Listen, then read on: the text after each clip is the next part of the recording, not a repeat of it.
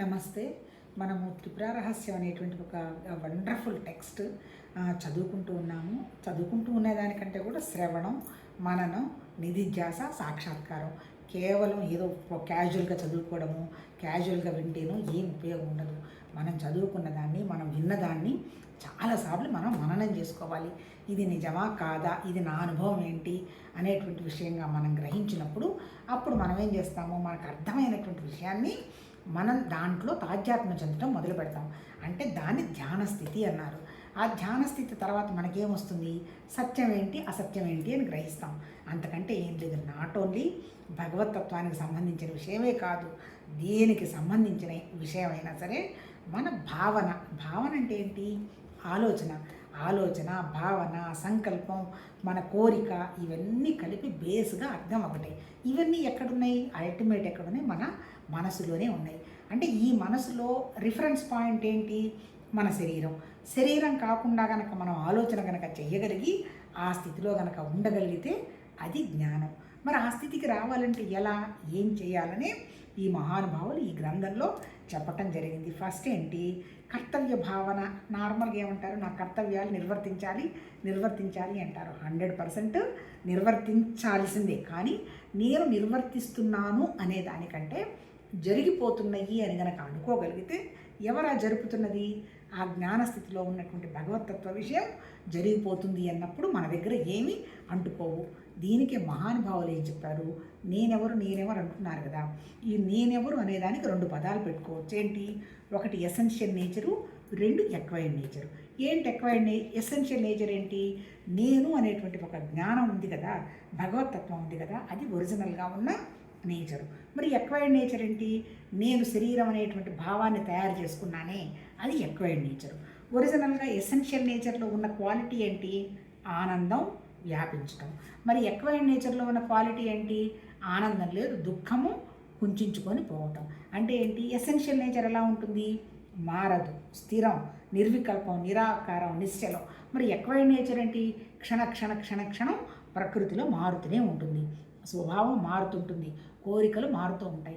అంటే ఇప్పుడు చెప్పదలుచుకున్నది ఏంటి, మనం ఆ మారకుండా ఉన్నటువంటి నిరాకారమైనటువంటి జ్ఞానస్థితిలో ఉండి ఈ శరీరం ద్వారా జరుగుతున్నటువంటివన్నీ కూడా భగవతత్వం అనేటువంటి భావన పెట్టగలిగితే అప్పుడు అంటే ఆ భావాలన్నీ కూడా మేనిఫెస్ట్ అయినట్టుగా కనపడుతూ ఉంటాయి. కాకపోతే ఏంటి, అవి జస్ట్ మేనిఫెస్ట్ అయి కనపడుతున్నట్టుగా ఉన్నాయి, కానీ ఒరిజినల్గా ఉన్నది ఒకే ఒక జ్ఞానం, సర్వత్రా ఉన్నది అదే జ్ఞానం అనేటువంటి విషయం అవగాహనకు వస్తుంది. ఇప్పుడు మనకు త్రిపుర రహస్యంలో మొత్తం టోటల్గా 22 చాప్టర్లు ఉన్నాయి. 22 చాప్టర్స్లో కూడా ఫస్ట్ ఏంటి, అసలు ఆ మహత్యం ఏంటి అన్నారు. ఆ త్రిపుర రహస్యం, ఆ త్రిపుర ఈ 3 స్థితుల్లో దాటినటువంటి నిరాకారంగా ఉన్నటువంటి ఆ భగవతత్వం యొక్క మహత్యం ఏంటి అనేది ఫస్ట్ చెప్పాడు. రెండోది ఏం చెప్పాడు, జ్ఞానం చెప్పాడు. అసలు ఏంటి జ్ఞానం అంటే అల్టిమేట్ ఏంటి, జ్ఞానం తప్ప ఇంకా ఏమీ లేదు. అంతే కదా. ఇప్పుడు నేను చూస్తున్నాను, కంటితో చూస్తున్నాను, ఏం చూస్తున్నాను, జ్ఞానం. ఏం మాట్లాడుతున్నాను, జ్ఞానం. అంటే ఏంటి, ఉన్నదంతా జ్ఞానమే. కాకపోతే వాళ్ళు ఏం చెప్పారు, ఉన్నదంతా ఒకటే అనేటువంటి పదార్థం స్థితికి రావాలి అంటే నేను అనేటువంటి, నాది అనేటువంటి, చేస్తున్నాను అనేటువంటి ఆ మనసుకు సంబంధించిన విషయంలో నుంచి బయటపడితే జరుగుతున్నది, ఉంటుంది అనేటువంటి విషయం వ్యక్తమవుతున్నది అనేటువంటి భావనలో కనుక ఉండగలిగితే అది జ్ఞానం. మరి అది అసలు ఏంటది, ఇదేంటది అనేటువంటి విషయాన్ని అది ఇది అని చెప్పలేము. అది లేదు, ఇది లేదు. ఉండడం అంటే ఉండడమే. ఏంటా ఉండడం, సర్వత్రా ఉండడం ఏంటి, జ్ఞానం. తెలుస్తున్నది ఎవరికి, నాకు తెలుస్తున్నది, అది జ్ఞానమే. అంటే ఏంటి, తెలుస్తున్నది జ్ఞానమే, తెలుసుకుంటున్నది జ్ఞానమే, చూస్తున్నది జ్ఞానమే, మాట్లాడుతున్నది జ్ఞానమే. అంటే ఒరిజినల్గా ఆ ఒక్కటి తప్ప ఇంకేమీ లేదు. మరి మనమందరం ఎవరు, మనమంటే గోడ లాంటి జ్ఞానం, గోడ లాంటి ఆ జ్ఞానం మీద రకరకాల బొమ్మలు వేస్తూ వస్తున్నాం కదా, అలాంటి బొమ్మల మనము అంటాడు. అంటే అర్థం ఏంటి, ఎంతసేపు చెప్పినా ఒకటేనబ్బా. ఏంటంటే భగవతత్వం తప్ప ఎక్స్ప్రెస్ అయిందంతా కూడా ఆభాస అన్నాడు. ఆభాస అంటే అదంతా ఏమీ లేదు, ఉన్నట్టుగా కనపడుతున్నది అని అన్నాడు.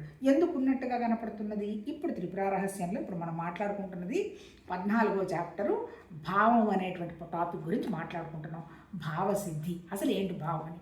మరి లేనిది ఉన్నట్టు ఎందుకు కనపడుతున్నదయ్యా అని మన మహాసేనుడు అనేటువంటి ఒక రాజు మన ఆ గండకుడు అనేటువంటి ముని కుమారుడిని అడుగుతుంటాడు. తను తీసుకెళ్ళాడు, లోపలికి వెళ్ళి కొండ లోపల తయారు చేసినటువంటి రాజ్యాన్ని చూపించాడు. బయటకు వచ్చిన తర్వాత 124 కోట్ల సంవత్సరాలు గడిచిపోయినాయి. ఏడవడం మొదలుపెట్టాడు. స్వప్నంలో ఎన్నో జరిగిపోయినాయి, వాటికి ఏడుస్తావా, అలాంటిదేనో నువ్వు ఏడవాల్సిన అవసరం లేదు అన్నప్పుడు మళ్ళీ వీళ్ళిద్దరికి మధ్య సంభాషణ మొదలయ్యి అంతా బాగానే ఉంది. భగవతత్వ భావం అంతా నీకు ఉన్నట్టు కనపడుతుంది కదా, మరి నా భావం ఎందుకు జరగడం లేదు, నీ భావం వల్ల నువ్వు ఎలా రాజ్యం తయారు చేయగలిగావు అని అడుగుతాడు. దానికి ఆయన ఏం కారణం చెప్తాడు. ఆ భగవతత్వ భావం అనేది ఎలాంటి భావము, స్వచ్ఛమైనది, నిరాకారమైనది, నిర్వికల్పమైనది, గుణాలు లేనిది, సర్వత్రా సర్వస్వతంత్రమైనటువంటి జ్ఞానం. అంటే సర్వస్వతంత్రమైన జ్ఞానం ఏంది, కోరిక పెడితే పెడుతుంది, లేదా తీసుకుంటే తీసుకుంది. అదే జ్ఞానం నిజం చెప్పాలంటే మన దగ్గర కూడా ఉంది, అంతే కదా.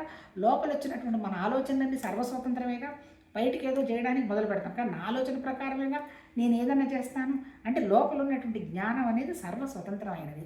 కాకపోతే ఏంటి, చిన్నగా పరిధులు ఏర్పాటు చేసుకున్నావయ్యా నువ్వు, అక్కడ పరిధులు లేవు కాబట్టి ఆ సృష్టి జరగాలి అనేటువంటి స్వచ్ఛమైన ఆలోచన, నిజంగా సృష్టి లేకపోయినా ఉన్నట్టు కనపడేంత స్ట్రాంగెస్ట్ ఆలోచన భగవతత్వ ఆలోచన నీ దగ్గర కూడా ఆ ఆలోచన ఉన్నది. కాకపోతే అది ఎందుకు నువ్వు నెరవేర్చుకోవటం లేదు అంటే, అది జరుగుతుందా లేదా అనేటువంటి సంకల్పం వికల్పం చేసుకుంటున్నావు తప్ప 100% జరుగుతుంది అనేటువంటి భావనలో లేదు అనేటువంటి విషయంగా ఇప్పుడు చెప్పడం జరుగుతుంది. నిన్న ఇదే విషయం మాట్లాడాం, కానీ మళ్ళీ ఇంకొంచెం క్లారిఫై చేసుకుంటే బాగుంటుందేమో అని అనిపించింది. చాలా వండర్ఫుల్గా అనిపిస్తుంది. ఏమనిపిస్తుంది, ఇప్పుడు ఇక్కడ ఏం చెప్తాడు, 2 ఉన్నాయ్యా. ఇప్పుడు ఇందాక మాట్లాడుకున్నాం కదా, essential nature, acquired nature. Essential nature అంటే ఒకటి ఉన్నది, ఇక నీకు ఎక్వైర్డ్ నేచర్ గురించి ఇక సంబంధం లేదు. అలా అంటే సిద్ధి అనేది ఆల్రెడీ ఉన్నది, సిద్ధి అసిద్ధి అనేటువంటివి 2 ఉన్నాయ్యా. ఈ సిద్ధి అంటే ఏంటి సిద్ధి అంటే ఇది ఉండడం అనేటువంటి విషయం, భగవతత్వం అనేటువంటి ఉండడం అనేటువంటి విషయాన్ని నువ్వు భావించటం సిద్ధి. నిజంగా ఉన్నాడా, ఎక్కడున్నాడా, లేదు అనేటువంటి నెగటివ్ ఆలోచన చేశావు అంటే అసిద్ధి అంటాడు. మరి అసలు నీకు ఆ సిద్ధి ఎట్లా వస్తుంది అంటే దానికి ఏం చెప్తాడు, ఒక్కొక్కళ్ళు ఒక్కొక్క రకంగా వస్తుంది. ఇప్పుడు భగవతత్వంలో ఉండి బ్రహ్మకి పుట్టుకతోనే జన్మతోనే సిద్ధి వచ్చేస్తుంది. ఎవరికి, యక్షులకి రాక్షసులకి ఏమొస్తుంది, మణులు మాణిక్యాలతో వస్తుంది, అంతే కదా. మనకు శ్రీకృష్ణ భగవానుడు కూడా జాంబవంతుడు అది ఆ మణి తీసుకొని పోయి ఉయ్యాలకు కడతాడు. అంటే ఏంటి, దానివల్ల వాళ్ళకు కొన్ని సిద్ధులు వస్తాయి. అందుకే ఇప్పుడు మనవాళ్ళు కూడా చూడండి, ఆ ఉంగరం పెట్టుకోండి, ఈ ఉంగరం పెట్టుకోండి, ఆ తర్వాత రత్నం పెట్టుకుంటే, వజ్రం పెట్టుకుంటే అనేది చెప్తుంటారు కదా. అలా కొంతమందికి అంటే వాళ్ళని యక్షులు రాక్షసులు అంటారన్నమాట. వాళ్ళకి సంబంధించినవి వాళ్ళకి మణులు మాణిక్యాల వల్ల వాళ్ళకి సిద్ధులు వస్తాయట. ఇంకా 3 ఎవరున్నారు, యోగులు ఉన్నారు. యోగులకి ఎందువల్ల వస్తుంది, వాళ్ళకి సిద్ధి వాళ్ళ యోగ బలం వల్ల వస్తుంది. ఆ తర్వాత తాపస్సులు ఉన్నారు, అంటే తపస్సు చేస్తారు కదా, వాళ్ళ తపస్సు వల్ల వాళ్ళకి సిద్ధి వస్తుంది. ఇంకెవరున్నారు అంటే ఏంటి, ఇప్పుడు వాళ్ళకి అంటే సిద్ధి అంటే ఏం లేదు, అసిద్ధి లేనటువంటి స్థితి, అంటే నెగటివ్ లేనటువంటి సిద్ధి. వాళ్ళు ఏం కావాలనుకుంటే వాళ్ళకి కోరుకునేటువంటి సిద్ధులు. కాకపోతే ఏమవుతుంది, ఈ సిద్ధి ఎట్లా వస్తుంది, సరే ఇట్లా చేశారు బాగానే ఉంది, వాళ్ళ సిద్ధులు ఏంటి, నాకు ఈ సిద్ధి ఉందనేటువంటి విషయం కూడా వాళ్ళు మర్చిపోయినప్పుడు వాళ్ళు పెట్టినటువంటి సంకల్పం నెరవేరుతుంది అంటాడు. అంటే నా దగ్గర సిద్ధి ఉందిరా, నేను ఉంగరం తీస్తాను, అది తీస్తాను, ఇది తీస్తానంటే అవి నెరవేరవు. నా దగ్గర ఆ సిద్ధి ఉందనేటువంటి విషయం కూడా నాకు తెలియదు అనుకోండి, అప్పుడు నేను ఏదైనా ఒక సంకల్పం పెడితే అది నెరవేరుతుందయ్యా. కాకపోతే ఏం చేయాలి, అది నువ్వు 100% నమ్మగలిగినప్పుడు మాత్రమే జరుగుతుంది. సపోజ్ మనం ఒక డ్రామా చూస్తున్నాము, లేదు నిన్న రాత్రి నేను ఒక సినిమా చూశాను, ఏదో అనగనగా సంథింగ్ ఒక ప్రేమ కథ, ఏదో పెద్దవాళ్ళు లాస్ట్లో ఒంటరిగా ఉన్నప్పుడు ఎలా ఫీల్ అవుతారు అనే పాయింట్ మీద తీసినట్టున్నారు. అది బాగానే ఉంది. ఇప్పుడు నాకు అందులో ఉన్నటువంటి యాక్షన్ చేస్తున్నటువంటి రోహిణి హట్టంగల్ నాకు కనపడింది అనుకోండి సపోజు, అప్పుడు నేను ఆ పాత్రలో ఎట్లా ఇన్వాల్వ్ అయిపోతాను, ఆమె నిజంగా మన ఇంటి పక్కనే చూస్తున్నప్పుడు మేము కూడా అదే ఏజ్ అనుకోండి, ఆ ఇంటి పక్కనే చూస్తున్నటువంటి ఒక పెద్ద ఆవిడ ఎలా పిల్లల కోసము ఇల్ హెల్త్ వచ్చినా వాళ్ళకి చెప్పకుండా తను అలా ఇబ్బంది పడుతూ వాళ్ళని చూడాలని అనేటువంటి ఒకే ఒక డాటర్ అనమాట. ఆమెతో ఎలా స్పెండ్ చేయాలని భావిస్తున్నవి నేను చూస్తున్నాను అనుకోండి, అప్పుడు నాకు ఎలా అనిపిస్తుంది, ఆ సినిమా చూద్దాంలే అని. ఎందుకంటే స్టోరీలో రోల్స్ ఎవరు లేరు, ఆ యాక్షన్ చేస్తున్న వాళ్ళు చక్కగా యాక్షన్ చేస్తున్నప్పుడు, పైగా మనం ఆ పెద్ద వాళ్ళని ఆ ఇప్పుడు ఉద్యోగాలు చేస్తూ ర్యాట్ రేసులో పడిపోయి ఆ తర్వాత దేన్ని పట్టించుకోకుండా హెల్త్లు పాడు చేసుకున్న వాళ్ళంతా మన కంటికి కనపడుతూనే ఉన్నారు కదా. ఇవన్నీ రియల్ స్టోరీలు. అంటే ఏంటి, ఏదో అచీవ్ చేద్దామని. భౌతికంగా ఎంత అచీవ్ చేసినా సాధించేది ఏమీ లేదని మహానుభావులు చెప్తున్నారు. నువ్వేంటో నువ్వు కనుక తెలుసుకుంటే, నీ మనసేంటో నువ్వు గ్రహిస్తే ఇంక నువ్వు బయట ప్రపంచంలో గ్రహించాల్సిన అవసరం ఏమీ లేదు. ఆటోమేటిక్గా ఏం జరగాలో అవి భగవతత్వం మేనిఫెస్ట్ అవుతూ ఉంటుంది. ఎందుకు? నాకు అక్కడికి పోతే సంతోషం వస్తుంది, అది ఆ వస్తువు కొంటే సంతోషం వస్తుంది అనేటువంటి విషయాల్లో నుంచి బయటపడ్డప్పుడు ఏ విషయం నీతో ఉంటే అదే నువ్వు, అదే అసలు ఒరిజినల్ నీ ఎస్సెన్షియల్ నేచరు. ఇదంతా కూడా ఎక్వైర్డ్ నేచర్ గురించి నువ్వు పిసరంతా కూడా విలువివ్వాల్సిన అవసరం లేదు. కాకపోతే ఏంటంటే నువ్వు భగవతత్వంలో పరికరం కాబట్టి నువ్వు ఆనందం కోసం పరిగెత్తకుండా, సంతోషం కోసం పరిగెత్తకుండా సంతోషాన్ని మేనిఫెస్టేషన్ చేయడమే డివినిటీ అనేటువంటి విషయాన్ని అవగాహన చేసుకోవడం జరుగుతుంది. ఇప్పుడు ఇక్కడ నేను చెప్పదలుచుకున్నది ఏంటి? ఇప్పుడు నేను సినిమాలో పాత్రలు ఆమె రోహిణి హట్టంగలను కనుక నాకు వస్తే ఆమె యాక్షన్ చేస్తుంది కదా, ఎందుకు అవుతుంది లేని నేను అక్కడ కనెక్ట్ కాను. ఎప్పుడు నేను కనెక్ట్ అవుతాను? ఆ రోల్లో ఆమె మునిగిపోయి ఆమెకు సినిమా ఆ ఆర్టిస్ట్ ఆ పేరు కనపడకుండా ఆ ముసలమ్మే కనపడింది అనుకోండి, అప్పుడు ఆ కనెక్ట్ అవుతాం. అంటే ఇప్పుడు ఇక్కడ వీళ్ళు చెప్పదలుచుకున్నది ఏంటి? నువ్వు భావం ఉంది, నీకు ఒక సిద్ధి ఉన్నది. ఈ సిద్ధి ఏంటి? ఈ సిద్ధిని కనుక మళ్ళీ నువ్వు ఎట్లా, ఈ సిద్ధి ఉంది కదా అంటే ఈ భావానికి గనక మళ్ళీ నువ్వు నెగటివ్గా ఏదైనా ఆలోచిస్తే అక్కడ నువ్వు కనెక్ట్ అవ్వు అంటాడు. ఇప్పుడు చెప్పదలుచుకున్నది ఏంటి? ఆమె నాకు ముసలమ్మగా కనిపించినప్పుడు నాకు అది బాగానే నేను కనెక్ట్ అయ్యి అర్థం చేసుకుంటాను. కాదు అని నేను వేరే విధంగా వికల్పం పెట్టి చూశాననుకో నాకు కనపడదు. ఇప్పుడు ఇక్కడ ఏం చెప్తున్నాడు? అందుకనే ఏమంటున్నాడు? ఇట్లా వచ్చినటువంటి సిద్ధులు ఇవన్నీ ఇలా ఉన్నాయి కదా, ఇప్పుడు నువ్వు నీ సంకల్పం ఎందుకు జరగటం లేదు అంటే, నువ్వు ఒక సంకల్పం పెట్టిన తర్వాత మళ్ళీ నువ్వు పూర్వస్థితికి వెళ్ళకూడదు. అంటే సపోజ్ ఏంటి, భగవతత్వం నా దగ్గరే ఉంది అని, నేను ఎస్సెన్షియల్ నేచరు, ఈ తగిలించుకున్నదంతా నాకు ఎక్వైర్డ్ నేచరు అనేటువంటి భావంలో నేను పెట్టాను అనుకోండి, అంటే సర్వత్రా భగవతత్వం తప్ప ఇంకొక భావం లేదని. కానీ నా పూర్వస్థితి ఉందిగా, నా పూర్వస్థితి అంటే నేను ఫస్ట్ నుంచి నేను, నాది, నా ఫ్యామిలీ, నా ప్రాక్టీసు ఇవన్నీ నేను పెట్టుకున్నాను అనుకో, నా ఆలోచనలు ఎంతసేపటికి ఎక్కడికి వెళ్ళిపోతూ ఉంటాయి? ఆ వెనక నా పూర్వస్థితికే వెళుతున్నాయి అనుకో. నేను భగవతత్వం అనే పాయింట్ మీద నేను ఎక్కడ మనసు నిలబడతాను అనుకుంటా నోటి మాటగా, కానీ ఆచరణకు వచ్చేటప్పటికి నాకు అది అనుభవం ఉండదు. అందుకని ఇక్కడ ఏం చెప్తున్నాడు? పూర్వమే నీకు గుర్తొస్తున్నా, మొట్టమొదట నీకు గుర్తొస్తాయి, కాకపోతే నువ్వు వాటిలో నుంచి నువ్వు బయటపడి నువ్వు ఏ సంకల్పం పెట్టావో ఆ సంకల్పానికి విషయం తప్ప మిగిలినవేవి నువ్వు గుర్తుండకూడదు అంటాడు. ఇక్కడికి మనం ఇంకొంచెం మాట్లాడుకుంటే ఏంటి, మన దగ్గర ఉన్నది మనసు, అంతే కదా. ఈ మనసు ఏం చేస్తుంది? మనకు ఎంతసేపటికి ఏంటి, మనసుకున్నటువంటి లక్షణాలు ఏంటి? ఒకే విషయం మీద ఎక్కువసేపు ఉండలేదు, నెంబర్ 1. ఆ తర్వాత ఏంటి, ఒకే వస్తువుతోటి ఎక్కువసేపు ఉండలేదు. అంటే ఏంటి, ఈ మనస్సు ఒకే కాలంలో ఎక్కువసేపు ఉండలేదు, ఒకే వస్తువుతో ఒకే చోట ఉండలేదు, ఒకే ప్రదేశంలో ఒకే చోట ఉండలేదు. అంటే ఏంటి, టైము స్పేసు ఆబ్జెక్టు దాటినది భగవతత్వం. ఎప్పుడైతే మనసు వచ్చిందో, మనసు అంటే ఏంటి, మాయ అంటే కాలం అంటే అమ్మవారు ప్రకృతి అన్నారు. మారకుండా ఉన్నది సత్యం భగవతత్వం. మారేదంతా ఏంటి, మన మనసు. ఈ మనసు ఎక్కడ మారుతుంది? ఒక ప్రదేశంలో ఎక్కువసేపు ఉండలేదు, ఒకే కాలంలో ఎక్కువసేపు ఉండలేదు, ఒకే వస్తువుతో ఎక్కువసేపు ఉండలేదు. అసలు మీ ఒరిజినల్ పాయింట్ అయితే అది. అంటే అర్థం ఏంటి, ఇప్పుడు నా మనసు ఉంది, ఎంతసేపటికి చిన్నప్పుడే నేను స్కూల్కి వెళ్ళినప్పుడే బాగుంది, కాలేజీకి వెళ్ళినప్పుడే ఇంతంత మంచిగా తిన్నాము, హాయిగా డైజెస్ట్ అయిపోయింది, అప్పుడు బాగుంది అని ఆ కాలంలో ఉంటాము.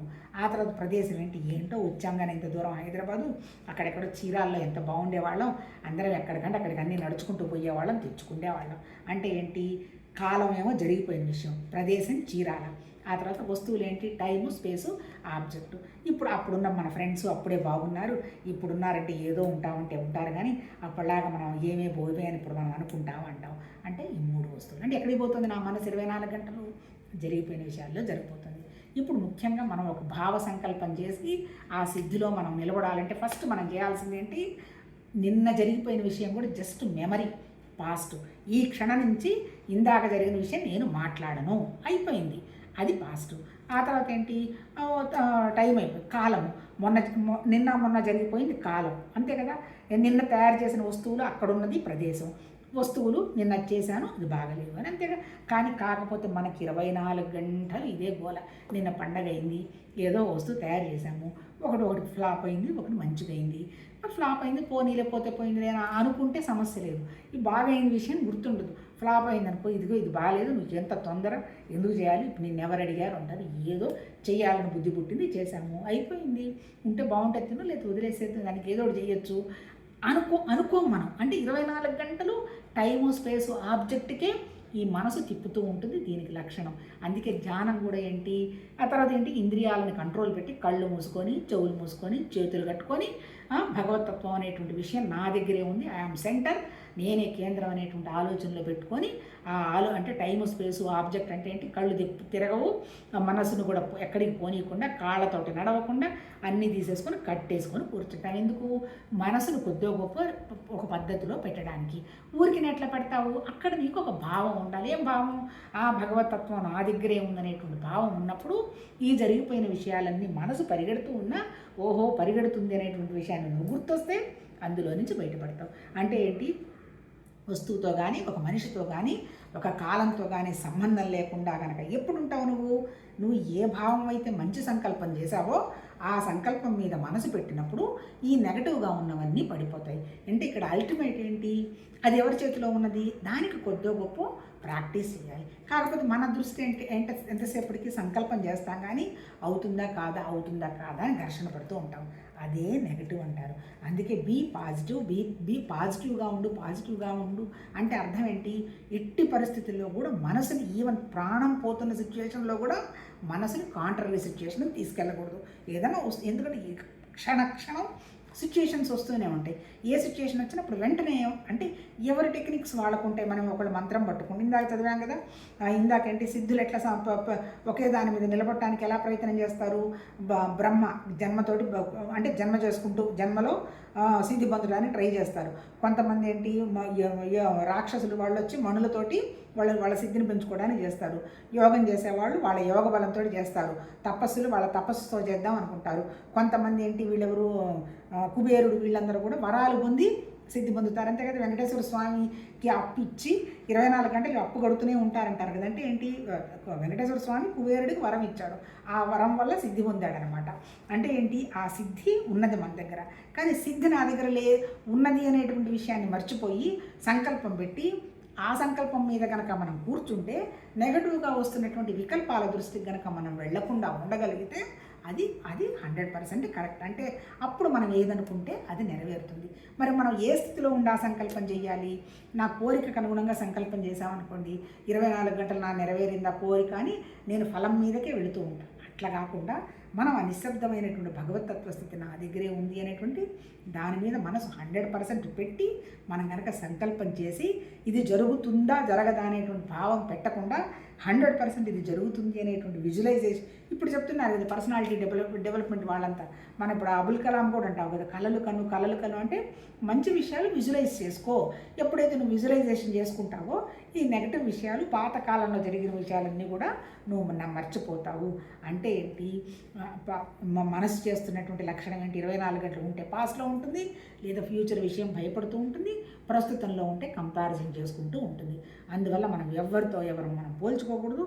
మనం పెట్టుకున్న సంకల్పానికి మనం ఎంతవరకు దూరం తీసుకెళ్తామా అనేటువంటి విషయం, అదే విషయం పాజిటివ్గా ఉండి జరిగిపోయిన విషయాలు పిసరంతో కూడా పట్టించుకోకుండా అది జస్ట్ డెడ్ పాస్ట్, శరీరానికి జరిగిపోయింది అంతే తప్ప పాస్ట్ని ఎట్టి పరిస్థితుల్లో మనం ప్రస్తుతంలోకి తీసుకువెళ్ళకుండా భవిష్యత్ అనేది మాయాశక్తి అంటే ఏంటి, ఆ భగవతత్వము తన శక్తిని పట్టుకొని ఈ సృష్టి అంతా కండక్ట్ చేసుకుంటూ పోతుంది.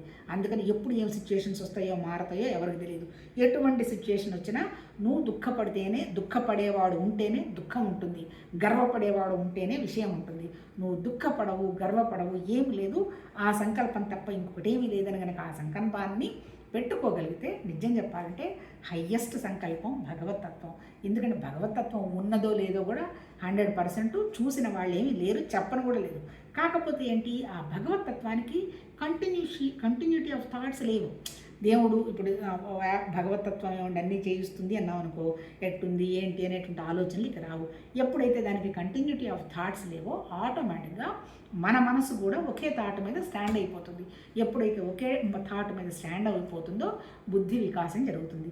భగవద్గీతలో చెప్పింది కూడా అదే, దేవుడు ఎక్కడో ఉన్నాడు, మోక్షం వాడి గురించి ఆయన చెప్పాడు. కానీ ఏం చెప్పాడు, అన్నిటికీ కారణం మన విషాదానికి కారణం ఐడెంటిటీ అన్నాడు. తర్వాత మోక్ష సన్యాస యోగం అంటే ఏంటి?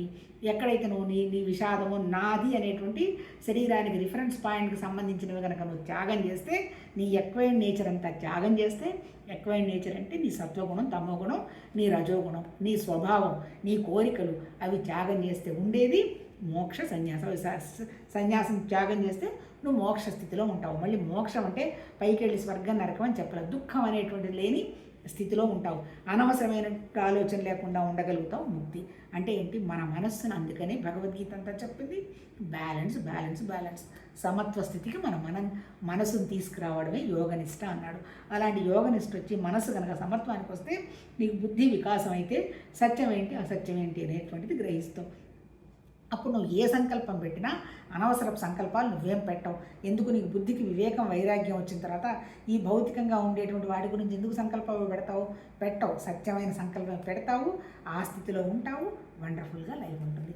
మహానుభావులు చెప్పింది మన మనసుని మనం ఎలా ట్యూన్ చేయాలని చెప్పారు తప్ప వాళ్ళు ఇంకా ఏమీ చెప్పలే. ఆ ట్యూన్ కాకుండా ఉండడానికి కారణం ఏంటి? మనం తయారు చేసుకున్నటువంటి అనవసరపు టెన్షన్స్. ఇందాక చెప్పాం కదా, ర్యాట్ రేస్ అని, ఎక్కడికి పోతానో ఏదో వస్తుంది అనేటువంటి విషయం తప్ప ఏం పోయినా డబ్బులు వస్తాయి. ఆ డబ్బులు శాశ్వతంగా ఏముండవు, ఉండాల్సిందే, సంపాదించాల్సిందే. దాంట్లో కూడా బ్యాలెన్స్. నేను కోల్పోతున్నానా ఈ డబ్బు కోసం, ఈ పవర్ కోసం? నేను అన్ని సమత్వ స్థితిలో చేసుకుంటున్నానా? నువ్వు అందరితో ఉంటూ అన్ని విషయాలు హ్యాపీగా, ఇటు ఫ్యామిలీ, నీ ప్రొఫెషను అన్నీ బ్యాలెన్స్ చేయాలి.